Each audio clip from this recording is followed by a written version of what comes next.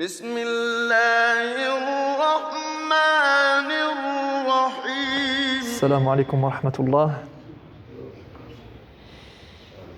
بسم الله والصلاة والسلام على رسول الله وعلى آله وصحبه ومن تبع هداه. أما بعد فنستكمل قراءتنا للكتاب. La dernière fois, on a terminé avec Bab al-Ghulu, avec un petit passage sur l'exagération dans la religion. Al-Ghulu fi d-din. Et ce qu'on a un peu appelé l'extrémisme et ce qu'on peut appeler, on a dit qu'il fallait faire attention à ce que, et on va le voir, c'est pas anodin qu'ils aient mis l'extrémisme et cette exagération dans la religion. جعلوا هذا آخر الباب قبل المبحث الرابع وهو الشرك والكفر وأنواعهما عفوا. Donc c'est pas pour rien qu'ils ont parlé d'al-ghulu, de l'exagération, juste avant de parler de shirk et de kufr, donc du polythéisme et de la mécréance. Et juste, je voulais attirer votre attention sur un aspect de al-ghulu fi d-din, de cette exagération dans la religion, c'est que l'exagération dans la religion, elle n'est pas toujours là où on s'y attendrait. Il y a des gens qu'on considère être dans l'exagération de la religion, alors que eux-mêmes ils pensent qu'ils sont dans le droit chemin, ou ils pensent que eux ils sont bien comme il faut, et que c'est leur pensée qui est la bonne. D'accord ? Alors que eux-mêmes ils sont dans l'exagération. L'exagération, ça peut être d'un côté comme de l'autre. C'est-à-dire le laxisme, c'est de l'exagération. Hein? Alors il y a l'extrémisme d'un côté et l'extrémisme de l'autre. Al-ifrat wa tafrit. Il y a le fait de se soustraire à la religion complètement, ou de faire tout et n'importe quoi et d'accepter tout et n'importe quoi, c'est de l'extrémisme. C'est du ghulu, c'est de l'exagération dans la religion. Comme le fait de prendre tout à la lettre et tout de manière intransigeante, etc. Tout ça, c'est de l'extrémisme. Donc l'extrémisme, il n'est pas forcément là où on l'attendrait, et il n'est pas seulement dans ce qu'on nous montre à la télévision. Et des fois, il n'est même pas dans ce qu'on nous montre à la télévision d'ailleurs. D'accord ? Parce qu'on peut faire dire tout derrière ce mot d'extrémisme, parce que l'extrémisme ou l'exagération, ça peut être quelqu'un qui voit quelqu'un faire la prière, pour lui ça peut être de l'extrémisme. Le simple fait de pratiquer sa religion, aujourd'hui ça devient le ghulu, de l'exagération. Donc attention à ne pas se laisser berner et se laisser prendre au piège par ces termes parfois qui sont dévoyés et qui sont mal utilisés.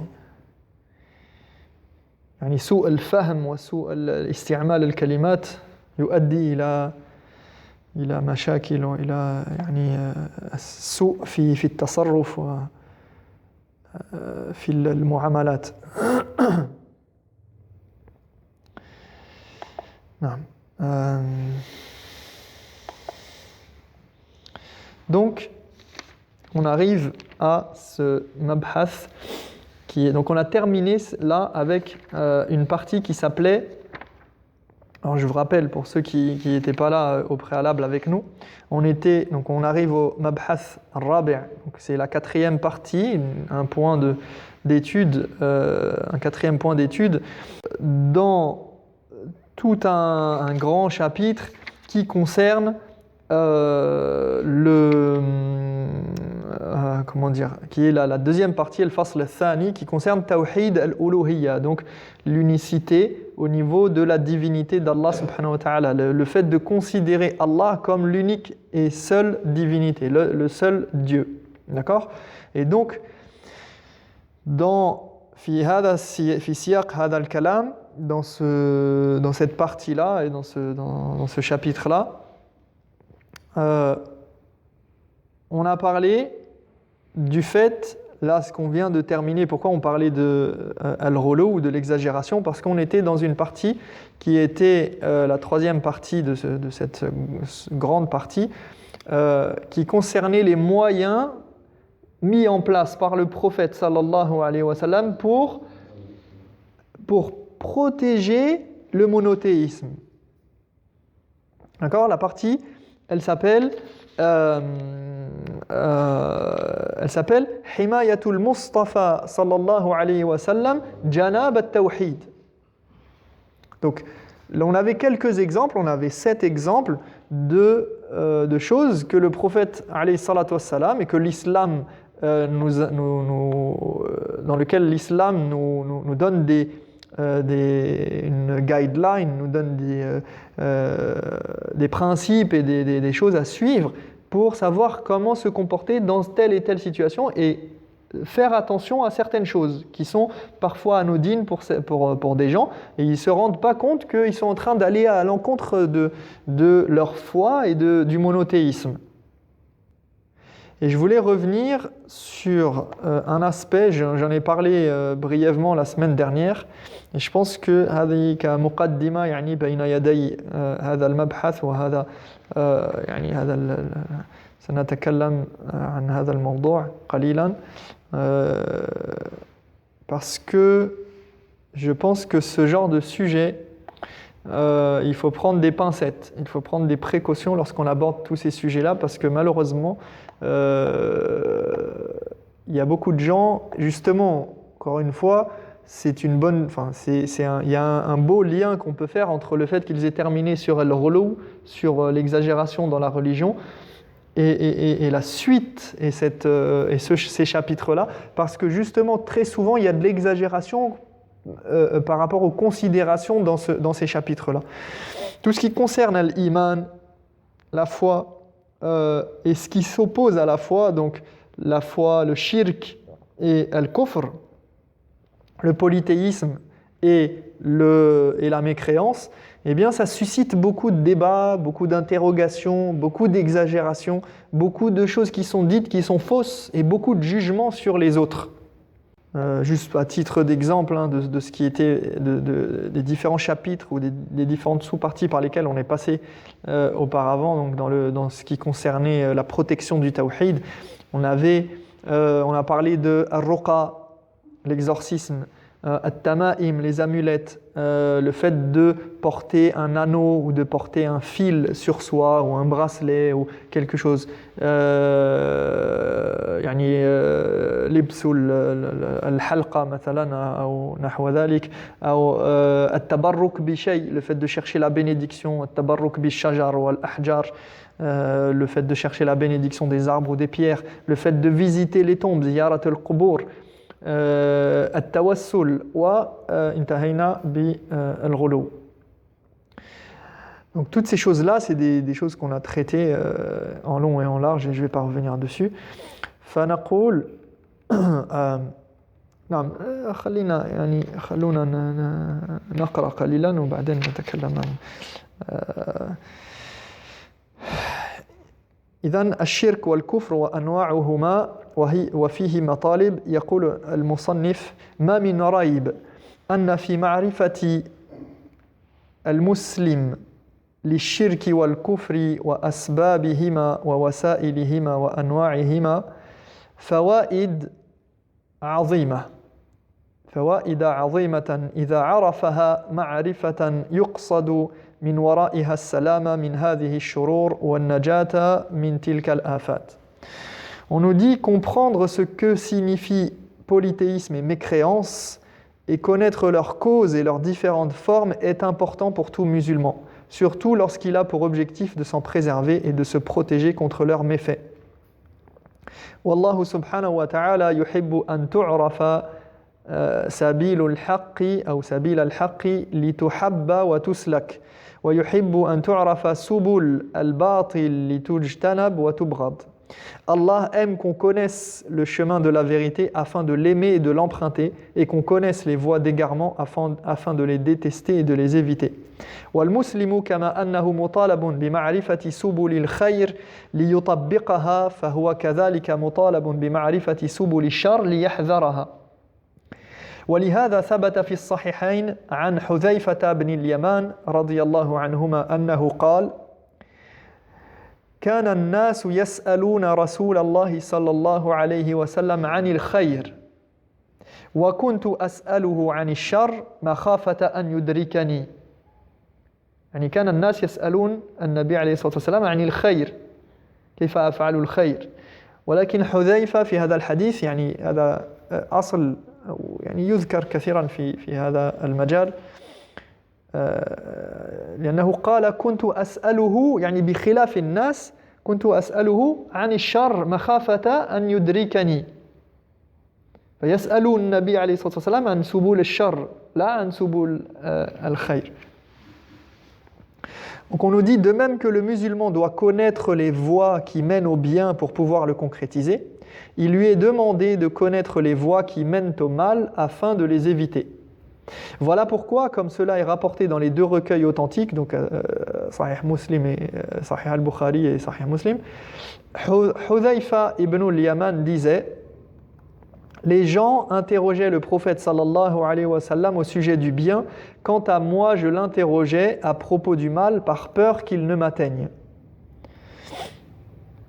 Donc ici, Hudhayfa, il dit qu'il interrogeait le prophète sur quoi? Sur les voies qui mènent au mal, sur les choses. Donc certains interrogeaient, la plupart des gens, ils vont dire au prophète sallallahu alayhi wa sallam: comment je peux faire le bien? Donne-moi des manières de faire des bonnes actions. Donne-moi des manières d'adorer Allah. Dis-moi quelque chose dans l'islam qui va me suffire. Hein? Des gens, ils venaient voir le prophète sallallahu alayhi wa sallam pour lui poser ces questions-là et lui demander comment faire le bien.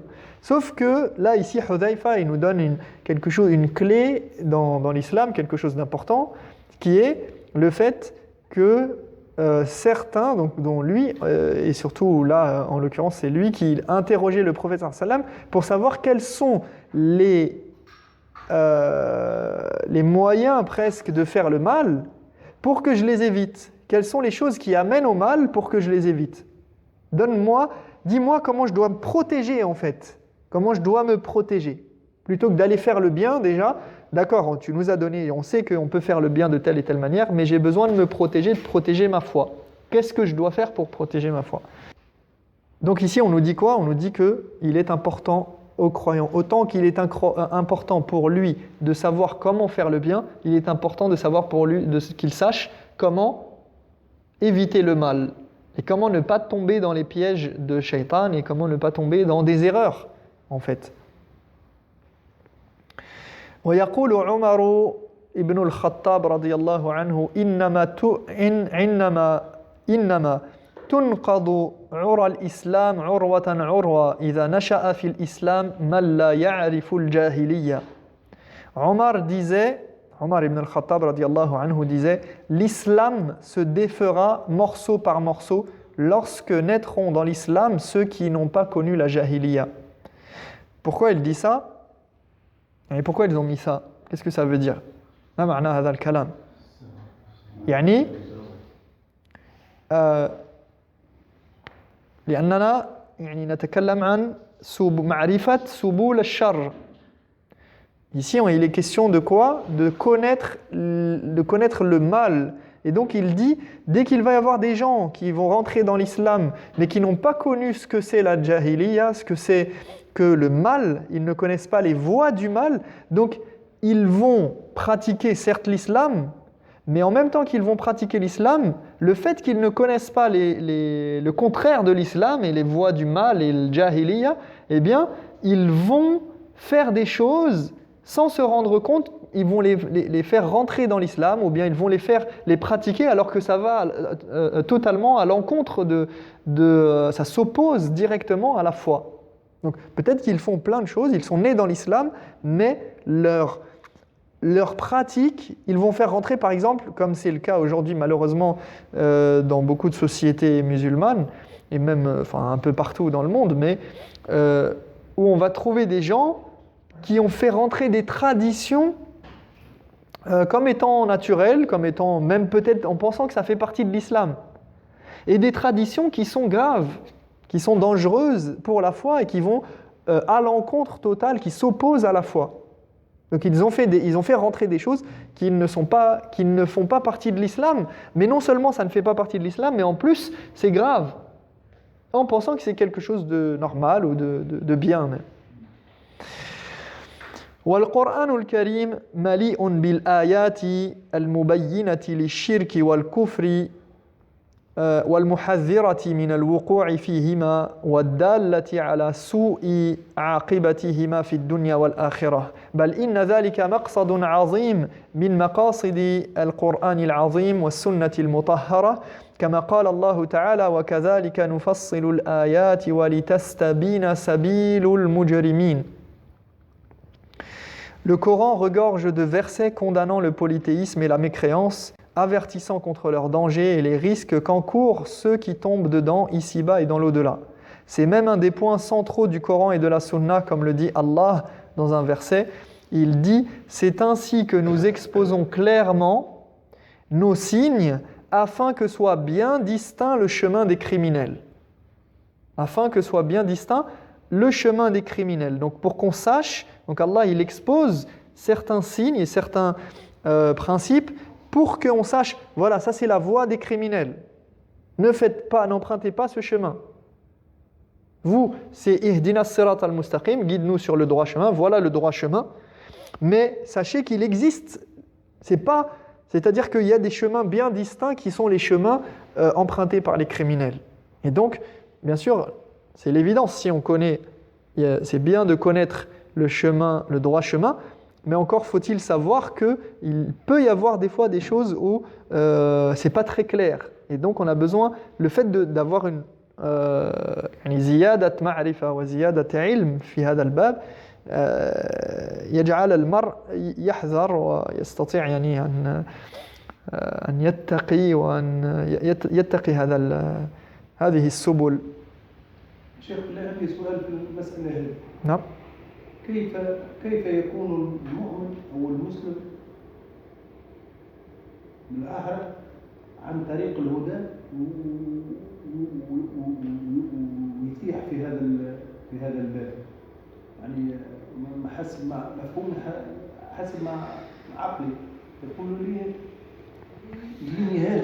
يأتيني هاجس يعني من سؤال، يعني لو كنا على صراط المستقيم نعم نصلي ونعبد الله ونتقي الله ما استطعنا، كيف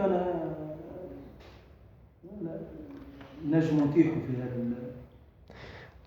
في هذه لأن قد يكون هناك ابتلاء من الله تبارك وتعالى، يعني قد تكون على الجادة ولكن أنت تمشي وأنت تمشي يعني تجد أمامك باب مغلق مثلا. أنت تصلي تصوم وتحج وكل شيء، ولكن تبحث عن عمل وتجد ابتلاءات عدة في باب العمل، لا تجد العمل الذي يعني يكفيك في الراتب وكذا وكذا والذي تبغي وكذا.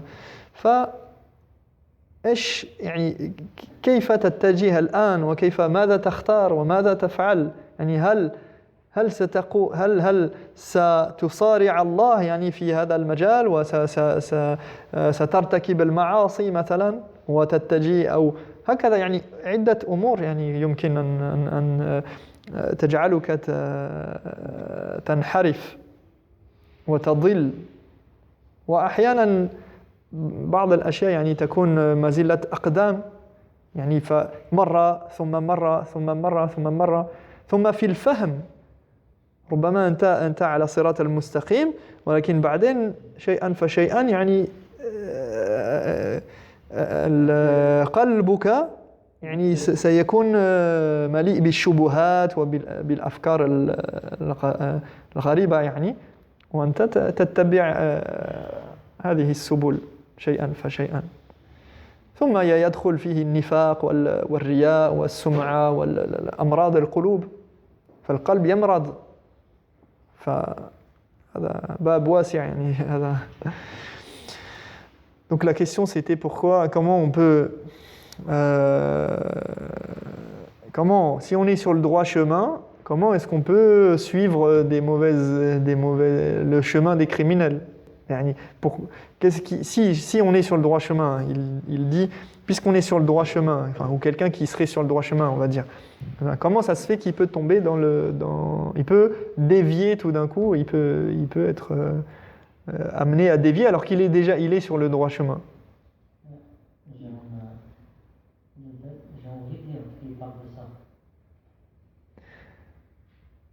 Eh bien, ce que j'ai dit en guise de réponse un peu succincte, mais je disais que... C'est lui. Ils ont posé la même question. C'est vrai. J'étais jeune. Qu'est-ce qui fait qu'on va dévier du droit chemin? Il y a plein de causes, plein de choses. C'est que ça peut être une épreuve d'Allah subhanahu wa ta'ala. Il te met devant toi une épreuve. Par exemple, je disais, tu pries, tu jeûnes, tu fais le pèlerinage, la umrah, tout ce que tu veux. Mais maintenant, tu vas chercher du travail. Et tu as une épreuve. Tu ne trouves pas le travail que tu veux. Tu ne trouves pas le travail qui te plaît. Tu ne trouves pas le travail qui t'arrange. Tu trouves pas... Qu'est-ce que tu vas faire maintenant?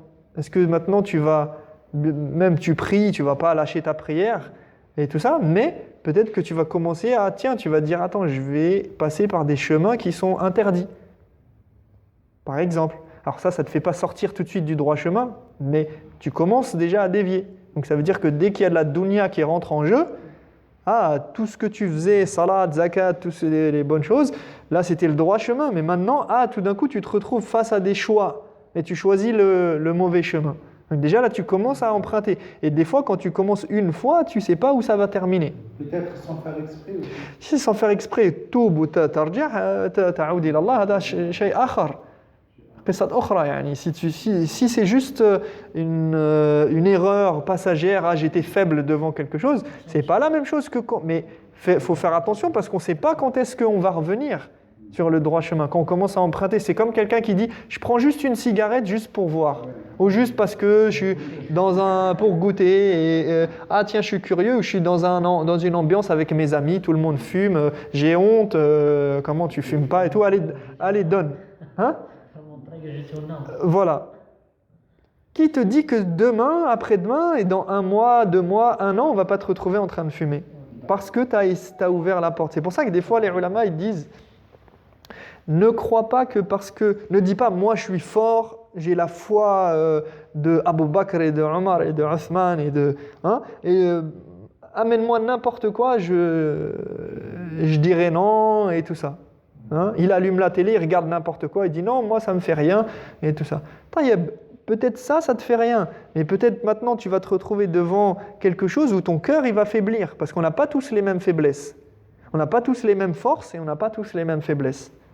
Il se peut que toi tu aies une faiblesse, lui c'est les femmes, lui c'est l'argent, lui c'est le pouvoir, lui c'est peu importe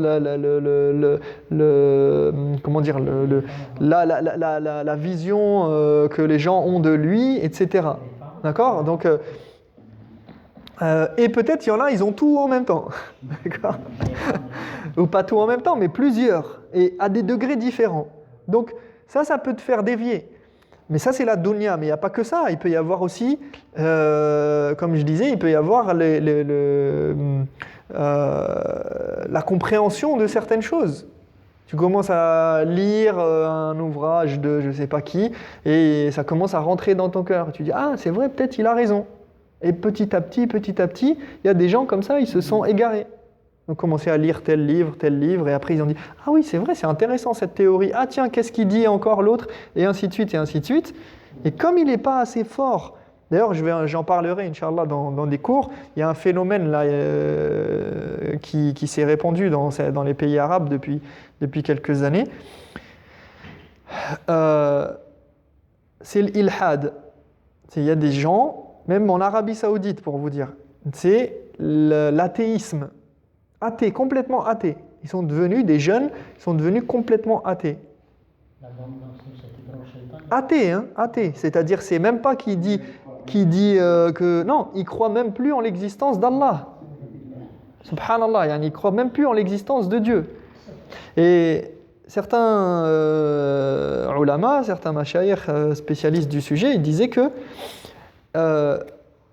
une des raisons, c'est parce que ils ont cru que eux, ils ont grandi dans un environnement où il y a l'islam, et ils se sont retrouvés face à des nouveautés, des nouveaux, ils ont appris un peu bêtement, entre guillemets, leur religion. Ils n'ont pas vraiment appris avec l'adillah, etc., avec les preuves de l'existence d'Allah, les preuves de la prophétie, les preuves du bien fondé du message, etc. Pour eux, c'est comme ça, c'est normal, on a grandi comme ça, on fait la prière, on jeûne et tout. Traditionnel, mais quand même, ils sont quand même, ils sont traditionnels, mais mu'minoun, c'est des croyants à la base. Mais c'est, comme il disait, c'était une croyance aveugle. Aveugle dans le sens où ils ne savent pas pourquoi. Ils ne connaissent pas, ils n'ont pas cherché à comprendre. Donc, après, ils ont lu certains livres, ils ont écouté certaines vidéos sur YouTube, ils ont vu tel et tel penseur qui a parlé de choses scientifiques, etc. Et ils ont dit « Ah, mais c'est vrai. Ah, tiens !» Et ils se sont retrouvés à complètement renier leur religion.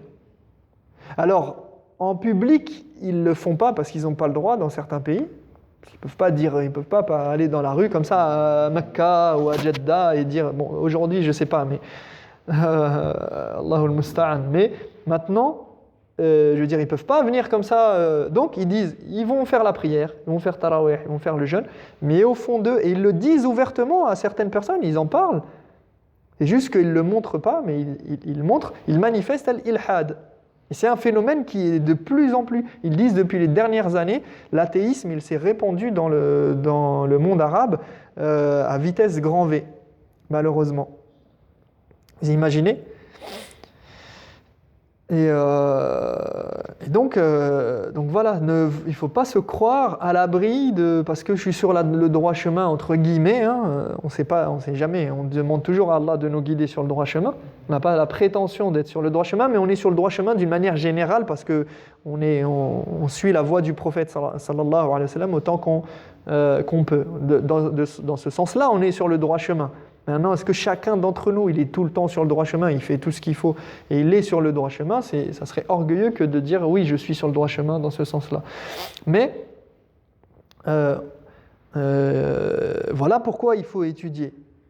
Parce qu'on ne sait pas, on ne peut pas dire qu'on ne peut pas vivre sa vie comme ça et on ne connaît rien, on ne comprend rien. Et puis le premier coup de souffle qui passe, on est emporté par le vent. Là, tu peux dévier sans...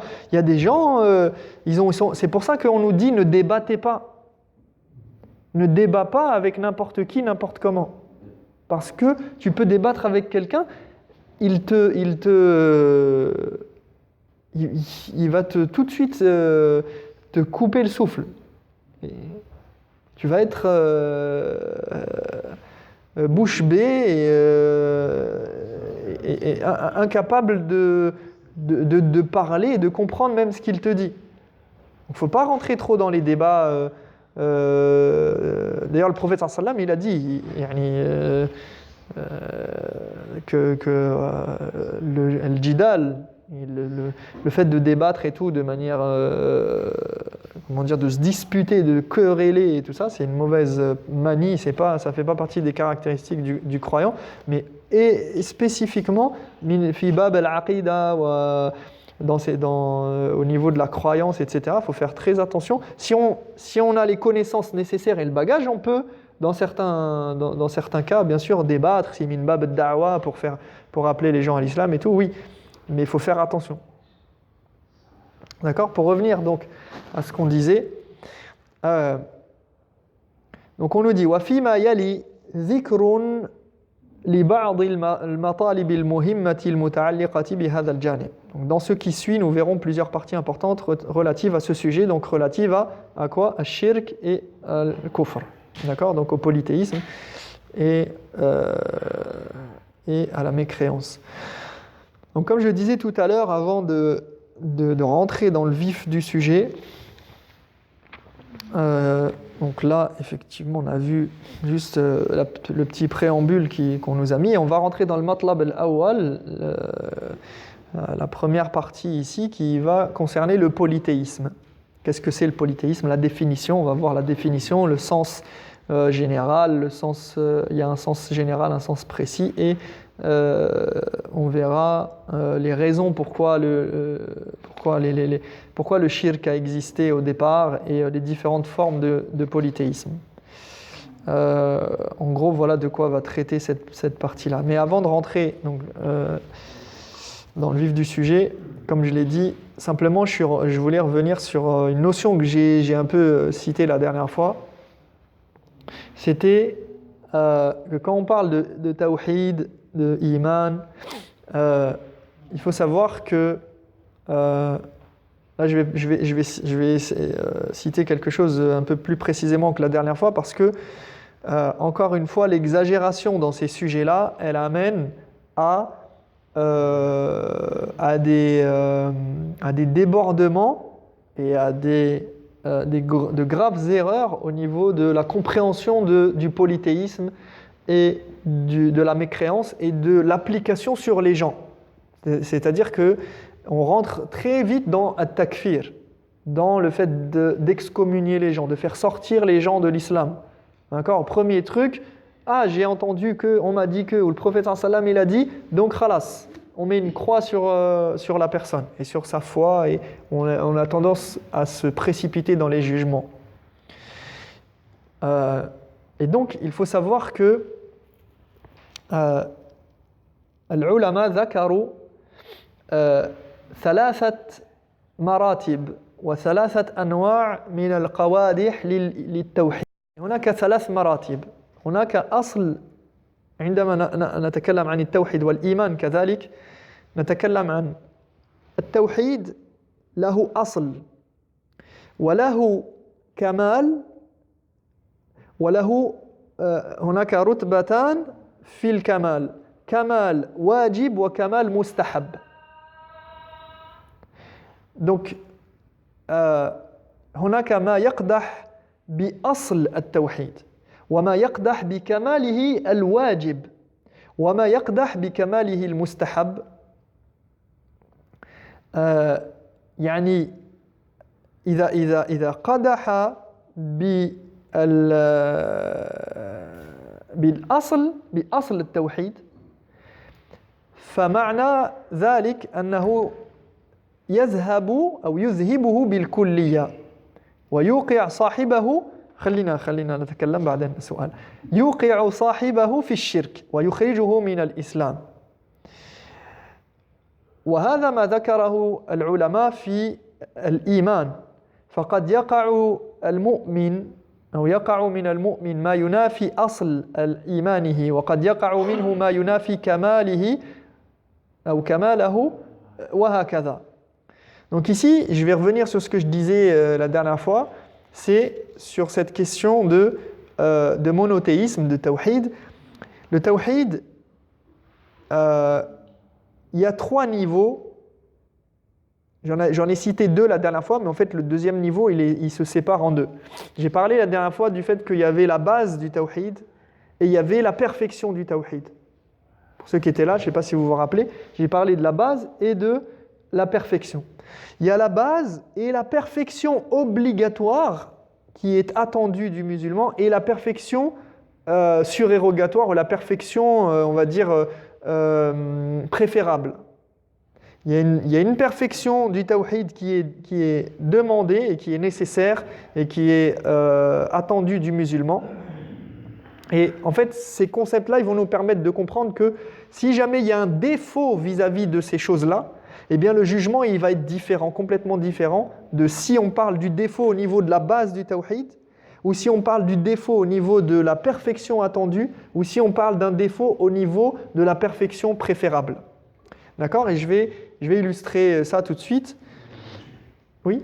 La perfection attendue, c'est quand on parle de ihsan, c'est la perfection, celle qui est la plus forte. Alors justement, dans l'ihsan, il y a deux degrés aussi. Donc là,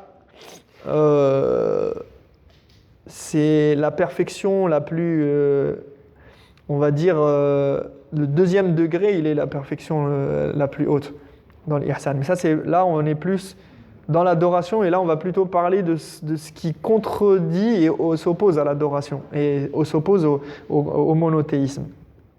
Donc, pour revenir, لنقول أصل التوحيد ما هو أصل التوحيد؟ هو إفراد الله تعالى بربوبيته وألوهيته وأسمائه وصفاته. Donc là je reviens au sens premier de Tawhid. C'est quoi le monothéisme? On en a déjà parlé tout au début de ces cours-là. Hein? C'est le fait de faire que Allah subhanahu wa ta'ala, de rendre Allah tabaraka wa ta'ala unique sur ses différentes qualités, c'est-à-dire le fait qu'il est en qualité de Seigneur, Rabb, en qualité de Ilah, Uluhiyya, donc on parle de Uluhiyya, et en qualité de ses noms et ses attributs. Il a des noms, indahu asma wa sifat, il a des noms et des attributs qui sont propres à lui. Il n'y a que lui qui peut avoir ces noms et ces attributs-là. Personne ne peut les partager.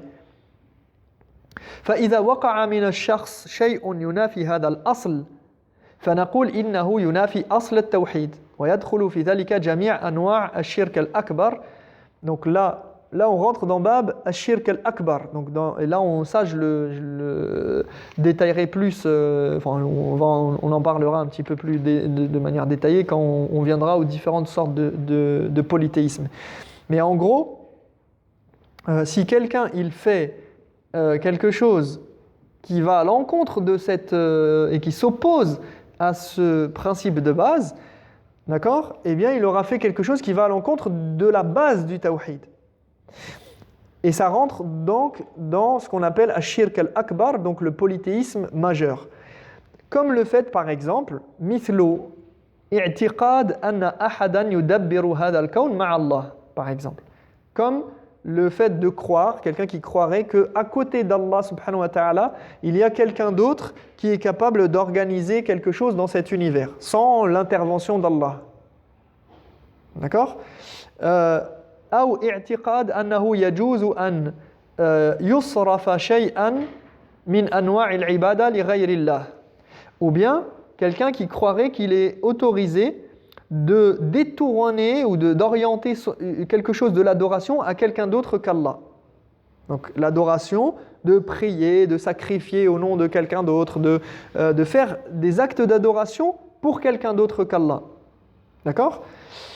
أو تعظيم شخص كتعظيم الله أو حبه كحب الله. Ou quelqu'un qui honorerait quelqu'un au même titre qu'Allah, voire plus qu'Allah même, ou au même niveau qu'Allah. Ou bien qui aimerait quelqu'un au même titre qu'il aime Allah, ou que les musulmans aiment Allah. Donc s'il a son amour pour cette chose au même degré que Allah, ou voire plus, eh bien il tombe dans quelque chose qui va à l'encontre de la base du monothéisme.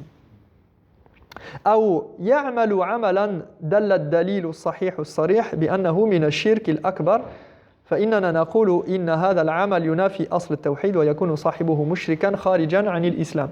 Ou bien quelqu'un qui ferait un acte que les preuves textuelles stipule clairement qu'il s'agit d'un acte de polythéisme qui fait sortir de l'islam. D'accord? Après, là, encore une fois, faites attention, on parle pas des gens, on parle d'un principe d'une manière théorique. N'allez pas appliquer ça aux gens directement en disant fulan, fulan, fulan. D'accord? On ne parle pas des gens, on parle d'un principe. D'accord? Ça ne s'applique pas aux gens directement. Pour appliquer ça aux gens, il faut passer devant un juge, avec un tribunal, etc., une enquête et plein de choses. D'accord? Ça, c'est pas de notre ressort et ça ne nous regarde pas, ça doit même pas traverser notre esprit. ومعنى الكمال الواجب. الآن ارتقينا إلى الكمال الواجب. Donc, هو كل أمر يعني القدح في كمال الواجب يعني كل أمر يضاد التوحيد لكنه لا يصل إلى نفي أصل التوحيد وهذا يدخل فيه كل أنواع الشرك الأصغر. Donc le deuxième niveau, là on monte au niveau de al-kamal al-wajib, de la perfection qui est attendue, qui est obligatoire pour le musulman d'avoir. Les défauts à ce niveau-là, ça ne fait pas sortir de l'islam. C'est-à-dire quoi? Par exemple, qu'est-ce qui va rentrer là-dedans? Tout ce qui est de l'ordre du polythéisme mineur. Comme quoi? Comme ar-riya, l'ostentation. Le fait de faire un acte. Si je fais un acte comme la salat par exemple, ça j'y reviendrai aussi, ça sera important parce qu'il y a des... Mais ça, ils le sent la personne. Ça, c'est que, ça, on le voit pratiquement. Si je vais faire quelque chose, je sais. Il le sent s'il fait attention et yuraqibu nafsah. S'il fait attention et il fait son introspection. Mais des fois, il ne le sent pas et c'est très important. C'est très très important de faire attention à son intention. Hein? Ar-riya, ça rentre très facilement dans le... Des fois, il y a des gens, ils sont là, ils disent... c'est pour ça qu'on dit cachez vos bonnes actions. On ne dit pas aux gens demain je jeûne. Parce que tu ne sais pas si au moment où tu vas prononcer cette parole, hein, c'est pour ça que c'est une mauvaise habitude de parler, même de poser la question aux gens. Ah, tu jeûnes demain ou demain c'est Ashura, demain c'est Arafat, tu jeûnes demain? Parce que tu forces l'autre à dévoiler ses actes. Et au moment où il va te dire ça, il va jeûner, peut-être qu'il va vouloir faire de l'ostentation. Et ça, tu risques d'entacher ses actes. Et même nous, on ne doit pas dire ça. On ne dit pas je jeûne, je prie. Comme si je viens, je dis ah non, moi je ne peux pas venir avec vous au restaurant, je prie. Pourquoi tu es obligé de nous dire ce que tu vas faire? Non, ça c'est entre toi et ton Seigneur. Tu dis pas aux gens j'ai prié toute la nuit. Ah désolé, je suis arrivé en retard, je suis fatigué, j'ai pas bien dormi, j'ai prié toute la nuit. Hein? Mais sans s'en rendre compte, bien sûr, la personne peut-être elle peut le dire pour une raison particulière, et si elle sait contrôler son cœur et son intention, ça peut avoir sa place parfois dans certains contextes, éventuellement. Mais on dit d'une manière générale, l'homme il est faible, il a tendance à vouloir plaire aux gens, à vouloir montrer qu'il fait, à vouloir être aimé par les gens, etc. Qu'on dise de lui, masha'Allah, c'est un homme pieux, etc. Donc attention, donc ar-riya, non? Des fois, on me dit par exemple quelqu'un qui n'est pas au courant, qui l'oublie, ou pour lui on peut lui dire demain, il faut. Il y a des gens qui ne sont pas au courant de la date. Oui, même pour s'encourager, par exemple, on peut dire, si tu es avec ton épouse, tu peux dire demain on jeûne, si tu veux, etc. Ça c'est bien, mais il faut faire attention. Non, on peut dire, mais tu envoies un texto en disant demain c'est Ashura. Est-ce que tu jeûnes demain ou pas? Allahu a'lam. Tu dis pas demain c'est Ashura donc je jeûne demain dans ton texto. Hein? Juste un rappel. Voilà, tu rappelles, mais tu ne dis pas. Les seuls trucs où, bon, après, il y a des choses où c'est connu, par exemple, le fait de faire une sadaqa pour encourager les gens et de dire moi, je donne 10 000 euros à la mosquée. À condition que la personne, elle sait que son intention, lorsqu'il va le dire, il ne va pas chercher l'approbation des gens. Riya. Non. Mais il faut savoir que Riya, c'est très dangereux.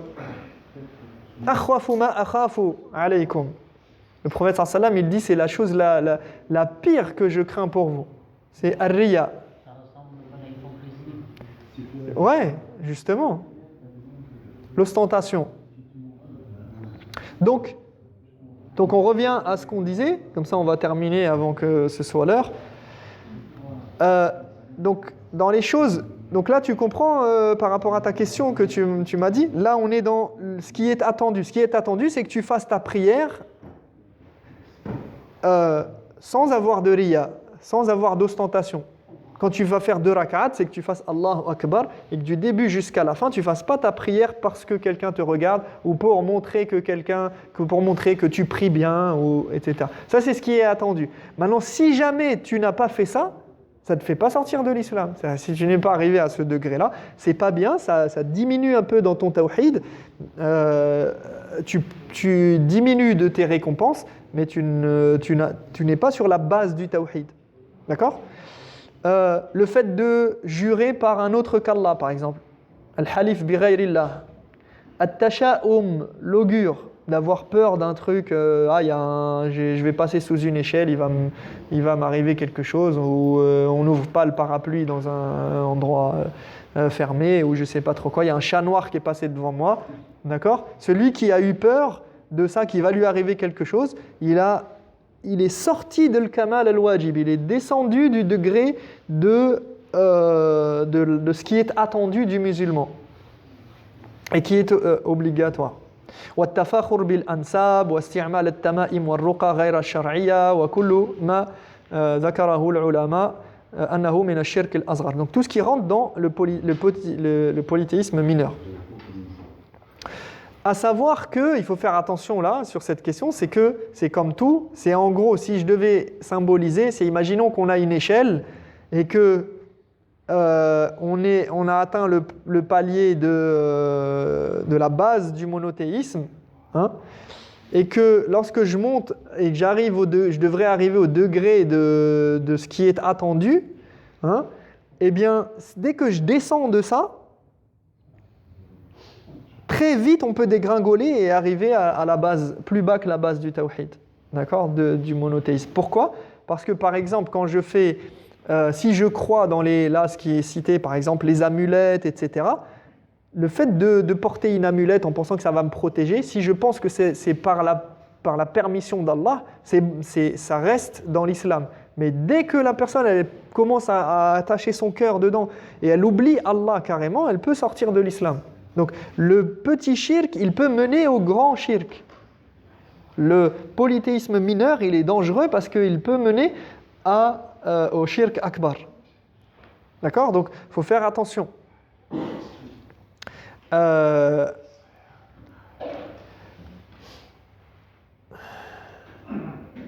ومثلا وما ذكر مما يقدح بالكمال المستحب. Donc maintenant on est remonté au 3e degré le plus haut, donc on est dans la perfection et on monte dans le degré qui est al-kamal al-mustahab, donc dans la perfection, et je vais terminer là-dessus, la perfection préférable, d'accord, qui n'est pas obligatoire et tout. C'est quoi ? On dit par exemple le fait de يمثل العلماء لهذا النوع أو هذه الدرجة بترك العلاج مثلا بالكي وترك التشاؤم بالكلية بحيث لا يكون في نفسه شيء من التشاؤم بأي شيء وبأي حال من الأحوال. Donc par exemple le fait de n'avoir aucune sorte de superstition dans son cœur, ni même d'augure, ni même de quoi que ce soit qui vienne ébranler le tawhid, d'accord ? Ou bien le fait de ne pas demander la ruqya, de ne pas venir chercher la ruqya auprès de quelqu'un et de dire est-ce que tu peux me faire ruqya parce que j'ai un problème, etc. De faire soi-même la ruqya. Le fait de délaisser la cautérisation par le feu, comme le prophète sallam il a dit dans certains hadiths. وَالرِّضَى بِالْمُصِيبَةِ فَيَطْمَئِنَّ قَلْبُهُ لِحُصُولِهَا وَيَشْكُرُ اللَّهَ عَلَى وُقُوعِهَا. Comme le fait d'être devant une difficulté et une épreuve, et que la personne dans son cœur, elle est complètement elle n'est pas du tout ébranlée par cette épreuve-là, et ça ne la touche même pas, et voire elle dit Alhamdulillah, elle remercie Allah dans son cœur. Donc tout ceci, كل ذلك ونحوه يحقق كمال التوحيد المستحب وفعل ما يناقضها لا ينافي كمال التوحيد الواجب. Donc je vais m'arrêter là, Inch'Allah. Vous avez compris. L'idée, c'est quoi ? C'est qu'on a des degrés et que dans ces péchés, dans les péchés ou dans les choses qui peuvent aller s'opposer au monothéisme et à la foi, eh bien, il faut savoir que tantôt ça fait descendre d'un degré et tantôt ça peut faire tout basculer. D'accord ? C'est pas toujours, il ne faut pas voir tout noir ou blanc, iman ou kufr, ikhlas ou shirk ou khalas. D'accord ? Il ne faut pas voir tout noir et blanc. Il y a des degrés, il y a des subtilités, il y a des divergences parfois sur est-ce que ça rentre là-dedans ou ça là-dedans. C'est pour ça qu'on laisse ça aux ulama. نكتفي بهذا القدر ونسأل الله تبارك وتعالى أن يهدينا لما يحب ويرضى. نعم. نعم. J'ai peur que je n'aurai pas l'occasion si jamais. طيب. معنى القدح في الشيء. أعطيني مثلا. قلنا يعني ضربنا الأمثال يعني الأمثلة الكثيرة على هذا المعنى. القدح يعني يعني أن تفعل شيء ينافي هذا الشيء. يعني مثلا أنت مثلا واحد يؤمن بالله ويشرك مع الله شيء، فهذا يقدح في أصل التوحيد. فهمت؟ يعني ينافي هذا العمل، أو ينافي شيء من الإيمان أو من الدرجة. تفضل إن شاء الله الله. أكبر الله والله أكبر. تعالى أعلم، وصلى الله على نبينا محمد وعلى آله وصحبه وسلم أجمعين.